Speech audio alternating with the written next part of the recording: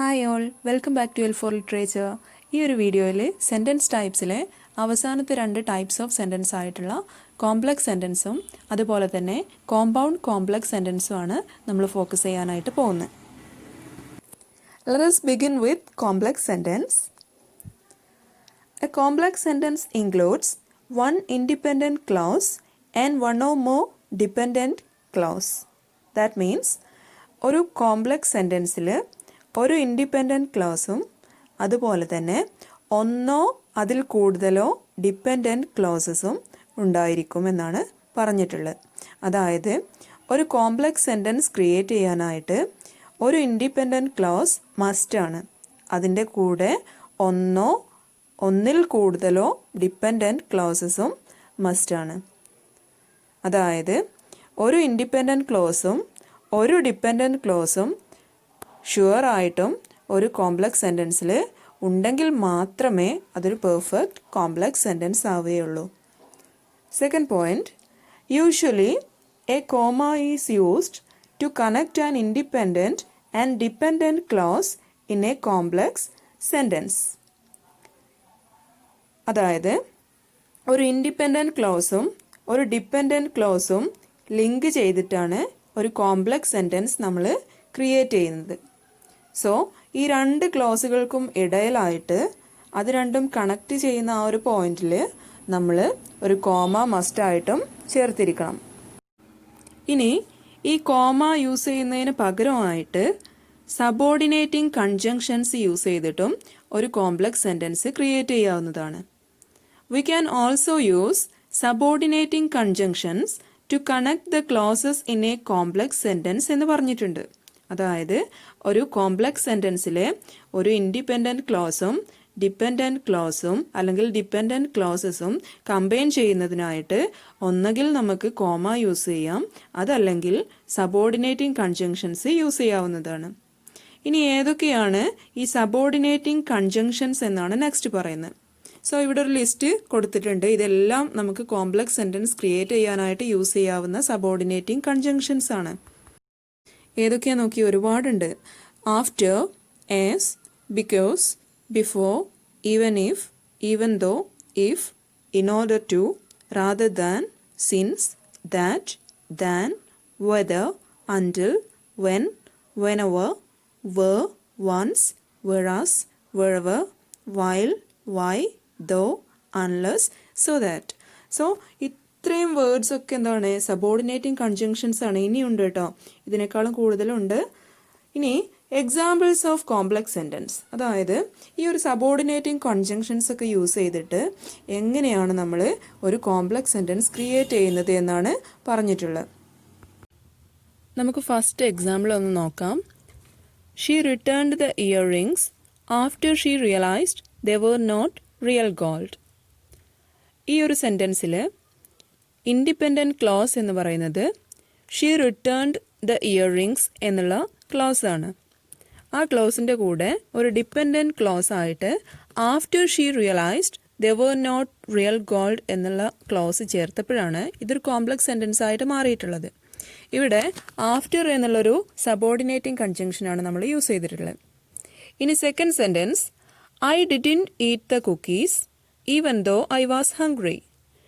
ഇവിടെ നമ്മൾ I didn't eat the cookies എന്നുള്ളതാണ് ഇൻഡിപെൻഡൻറ്റ് ക്ലോസ്. അത് ഒറ്റയ്ക്ക് നിൽക്കുമ്പോഴും മീനിങ് ഫുൾ ആണ്. Even though I was hungry എന്ന് നമ്മൾ പറയുമ്പോൾ അതിനൊരു കംപ്ലീറ്റ് മീനിങ് ഇല്ല അല്ലേ. അത് ഫസ്റ്റ് ക്ലോസിൻ്റെ കൂടെ ചേരുമ്പോൾ മാത്രമാണ് അത് മീനിങ് ഫുൾ ആവുന്നത്. സോ അതൊരു ഡിപ്പെൻഡൻറ്റ് ക്ലോസ് ആണ്. രണ്ടാമത്തെ എക്സാമ്പിളിൽ നമ്മൾ കാണുന്ന സബോർഡിനേറ്റിംഗ് കൺജങ്ഷൻ എന്ന് പറയുന്നത് ഈവൻ ദോ ആണ്. ഇനി എല്ലായ്പ്പോഴും നമ്മൾ കോമ യൂസ് ചെയ്യണമെന്നില്ല. ഇപ്പോൾ ഫോർ എക്സാമ്പിൾ ഫസ്റ്റ് എക്സാമ്പിളിൽ നമ്മൾ ആഫ്റ്റർ എന്നുള്ളൊരു സബോർഡിനേറ്റിംഗ് കൺജങ്ഷൻ മാത്രമാണ് കാണുന്നത് അല്ലേ. രണ്ടാമത്തെ എക്സാമ്പിളിൽ ഒരു കോമയും ഒരു സബോർഡിനേറ്റിംഗ് കൺജങ്ഷനും ഉണ്ട്. സോ ഈ കോമ യൂസ് ചെയ്യുന്നത് എന്തിനാന്ന് വെച്ചാൽ നമ്മൾ ഒന്നിൽ കൂടുതൽ ക്ലോസസ് യൂസ് ചെയ്യുമ്പോൾ, അതും ഒരു കോംപ്ലക്സ് സെൻറ്റൻസിൽ യൂസ് ചെയ്യുമ്പോൾ ഇങ്ങനെ പോസ് ചെയ്തിട്ട് പറഞ്ഞാൽ മാത്രമേ നമുക്ക് അതിൻ്റെ മീനിങ് കറക്റ്റായിട്ട് മനസ്സിലാക്കാനായിട്ട് സാധിക്കുള്ളൂ. സിമ്പിൾ സെൻറ്റൻസോ അല്ലെങ്കിൽ കോമ്പൗണ്ട് സെൻറ്റൻസോ പോലെയല്ല.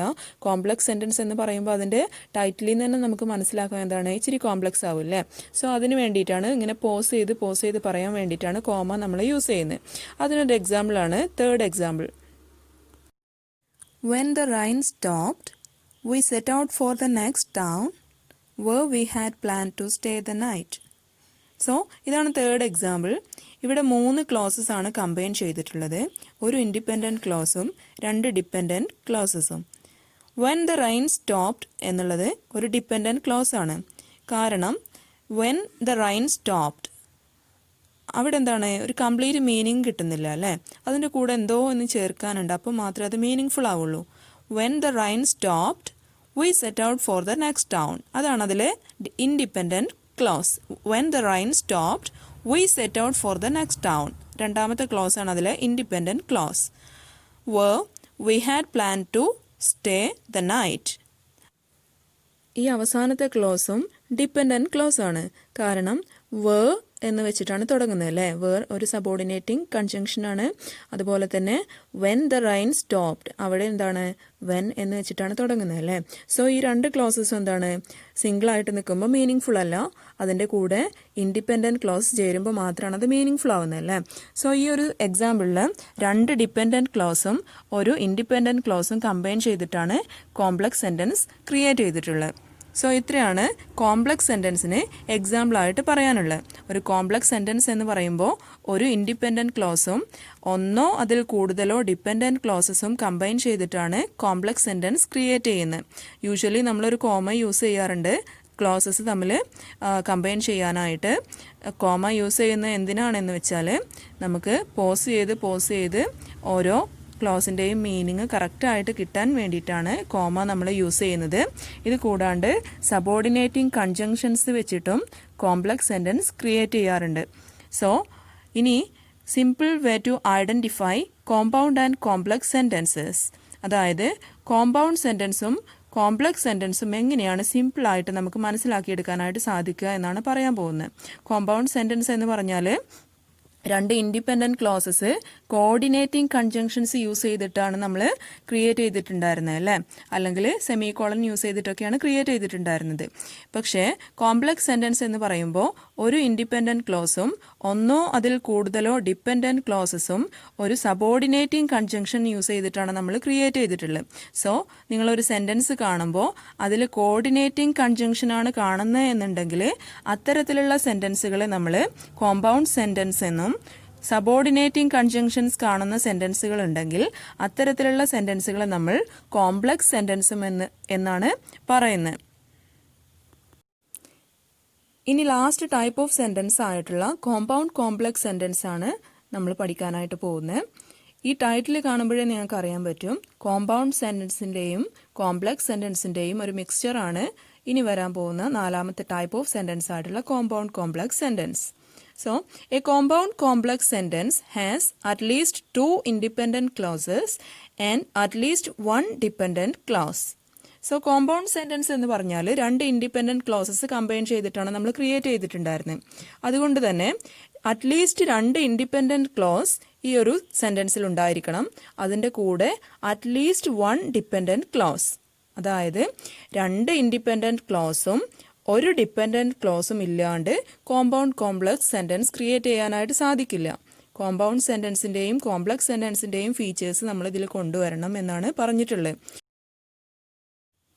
ഇനി നോക്കിയേ, at least 2 independent clauses and at least 1 dependent clause എന്നാണ് പറഞ്ഞിട്ടുള്ളത്.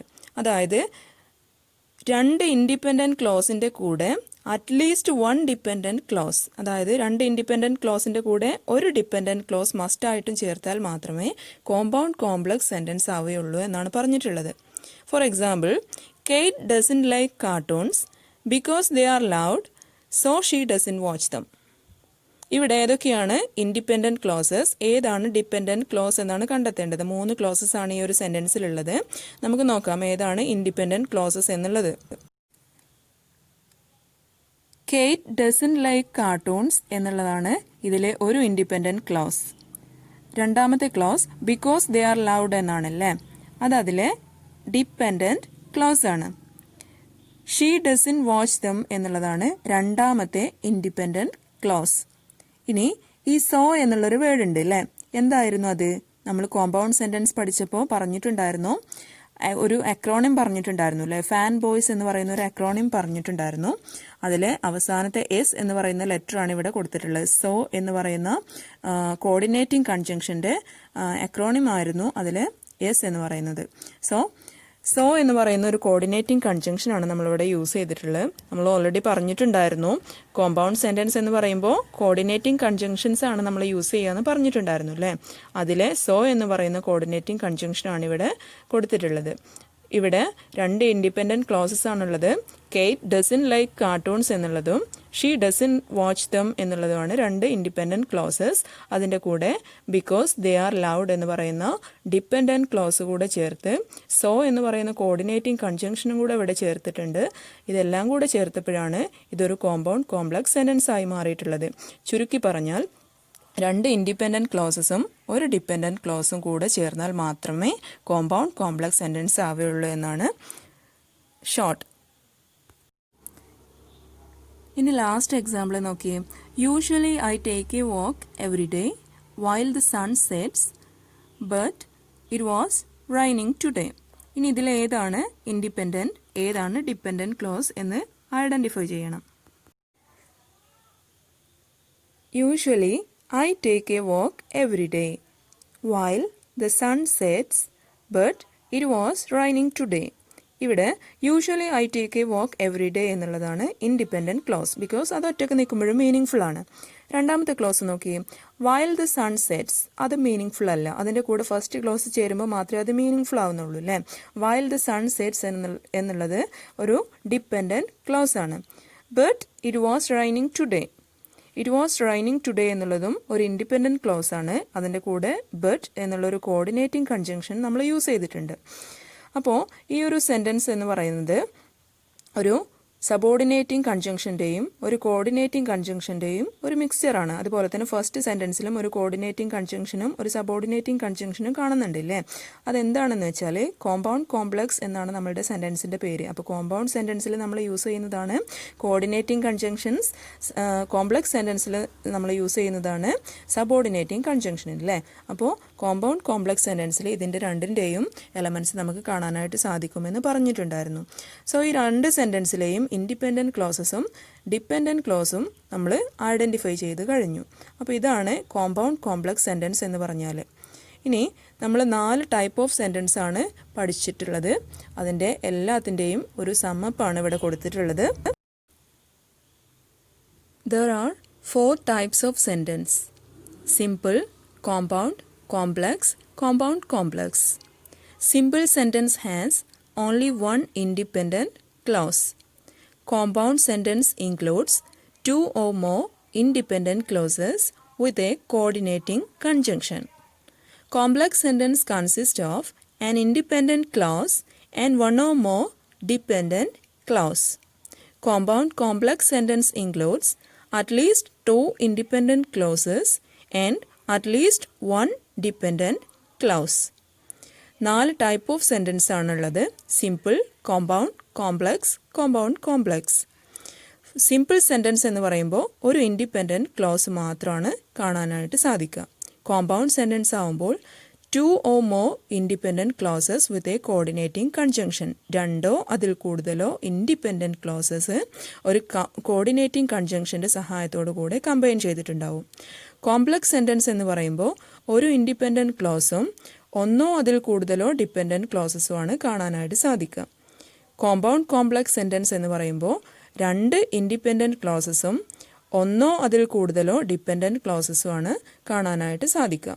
സോ ഇത്രയാണ് സെൻറ്റൻസ് ടൈപ്സ് എന്ന് പറയുന്ന ടോപ്പിക്കിനെ കുറിച്ച് നമുക്ക് പഠിക്കാനുള്ളത്. എല്ലാവരും ഇതിനു മുമ്പുള്ള പാർട്സ് കൂടെ കാണാനായിട്ട് ശ്രമിക്കുക. അപ്പോൾ മാത്രമേ നമുക്ക് ഈ ഒരു സെൻറ്റൻസ് ടൈപ്സ് എന്ന് പറയുന്ന ടോപ്പിക്ക് പൂർണ്ണമായിട്ടും മനസ്സിലാക്കാനായിട്ട് സാധിക്കുള്ളൂ. സോ അടുത്തൊരു വീഡിയോ ആയിട്ട് കാണുന്നത് വരെ ബൈ.